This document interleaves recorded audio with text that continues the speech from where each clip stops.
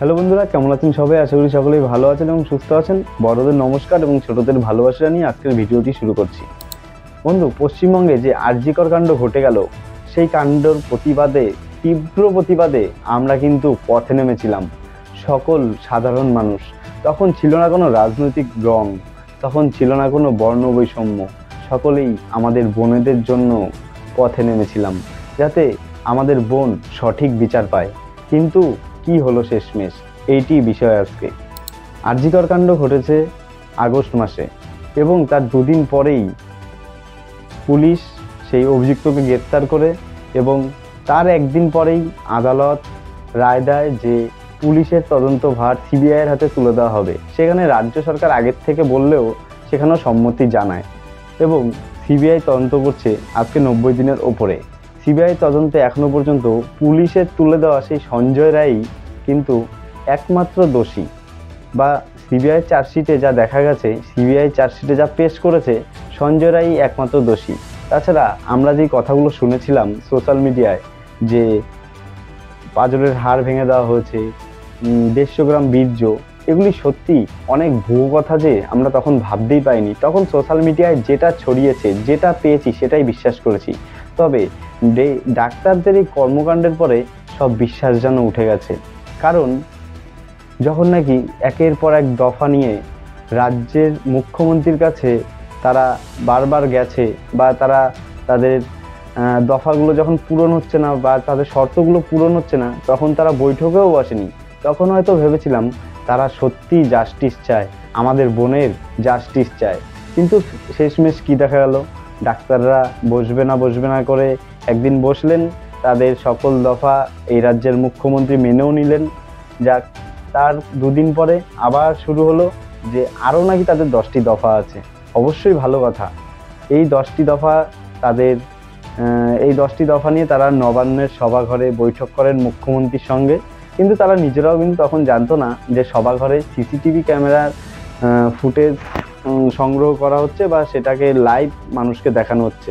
তখন ডাক্তাররা কিন্তু অবাস্তব কিছু প্রশ্ন এবং অমীমাংসিত কিছু প্রশ্ন মুখ্যমন্ত্রীকে করতে থাকেন এবং নিজেদের স্বার্থ সিদ্ধির জন্য যা যা প্রয়োজন সেইগুলি কিন্তু মুখ্যমন্ত্রীর সামনে তুলে ধরতে থাকেন। সেখানে কিন্তু কোথাও দেখলাম না যে আমাদের বোন অভয়া বলেন বা তিলোত্তমা, সে তার বিচারের দাবিতে কোনো কথা বা তেমন কিছু কিন্তু আমরা চোখে দেখতে পেলাম না। তাহলে ডাক্তারের আন্দোলনটা আরজিকরকে কেন্দ্র করে, আমাদের বোনকে কেন্দ্র করে, কিন্তু তাদের দফার মধ্যে আমাদের বোনই নেই। এটা কিভাবে সম্ভব হয়? তার জন্য ডাক্তারদের প্রতিও রুচি উঠে গেছে।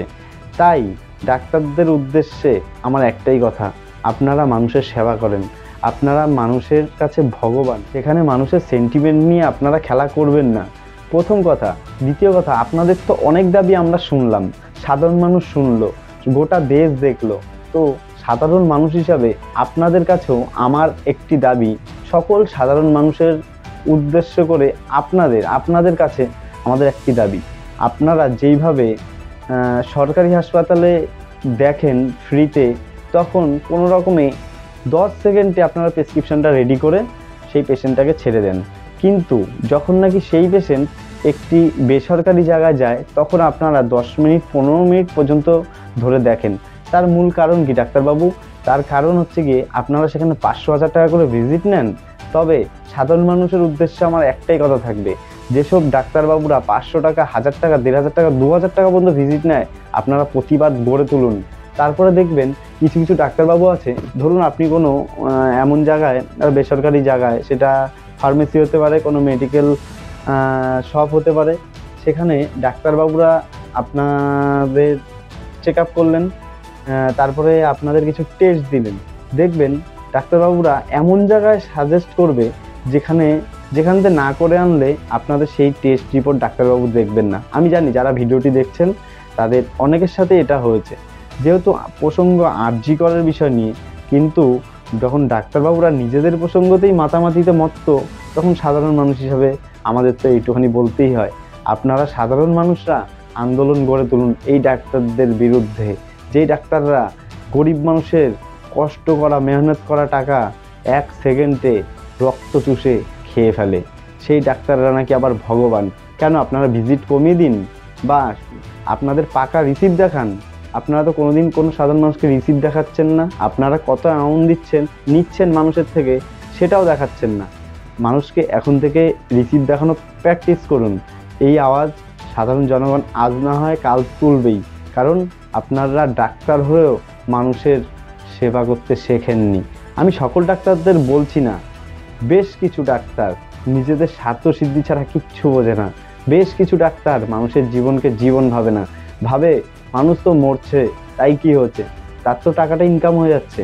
এইসব ডাক্তারদের উদ্দেশ্যে একটাই করজোরে আমার একটাই অনুরোধ থাকবে, আপনারা দয়া করে মানুষের জীবন নিয়ে ছিনিমিনি খেলবেন না। আপনারা গেছিলেন তিলোত্তমা বোনের বিচারের দাবিতে, সেখান থেকে আপনাদের দাবিগুলোই যেন প্রাধান্য পেয়ে গেল। সাধারণ মানুষ কিন্তু বুঝে গেছে। আর তাছাড়া আপনাদের আন্দোলনে যেসব ব্যক্তির মুখ দেখা গেছে তাদেরকে দেখেই স্পষ্ট আমরা তখনই বুঝে গেছি যে আপনারা কোনো সাধারণ ডাক্তার হিসাবে বা সাধারণ মানুষের স্বার্থে যাননি। আপনারা সেখানে গেছিলেন শুধুমাত্র একটি পার্টির দালালি করতে না, কারণ প্রমাণ রয়েছে, প্রুফ রয়েছে। না জেনে তো আমরা কিছু বলছি না। তাহলে কোথায় গেল সেই অভয়ার বিচার? কোথায় গেল? আপনারা সিবিআই দপ্তরের সামনে কবার গেছেন যে সিবিআই বিচারটা তাড়াতাড়ি হোক? আদালতে যাননি। কেন যাননি? কারণ ওখানে আপনাদের কোনো গদির ব্যাপার নেই, কারণ আপনারা তো কেন্দ্রে যেতে পারবেন না। সবই আমরা যেহেতু ভিডিও বানাই, 10 জায়গা 10টা খবর দেখি, তো বোঝা যায় যে আপনারা কি করতে চেয়েছিলেন। অবশ্য আপনাদের সেই স্বার্থসিদ্ধি হয়নি, এর জন্য আপনাদেরকেও অসংখ্য ধন্যবাদ। আর আপনারা যেভাবে প্রথম দফার পর নাচানাচি করেছেন তখনই মানুষ বুঝে গেছে।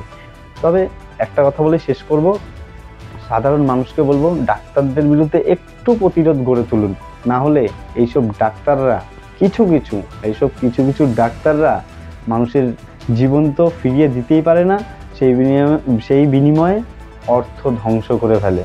এবং সর্বশেষ কথা, একটাই দাবি আমার সুপ্রিম কোর্টের কাছে, আমাদের তিলোত্তমা বোন যেন সঠিক বিচার পায়, যাতে যে সঠিক দোষী তার যেন চরম থেকে চরমতর শাস্তি হয়, যাতে আর কেউ এরকম ধরনের ভুল করতে শত কোটি নয়, শত হাজার লক্ষ কোটি বার ভাবে।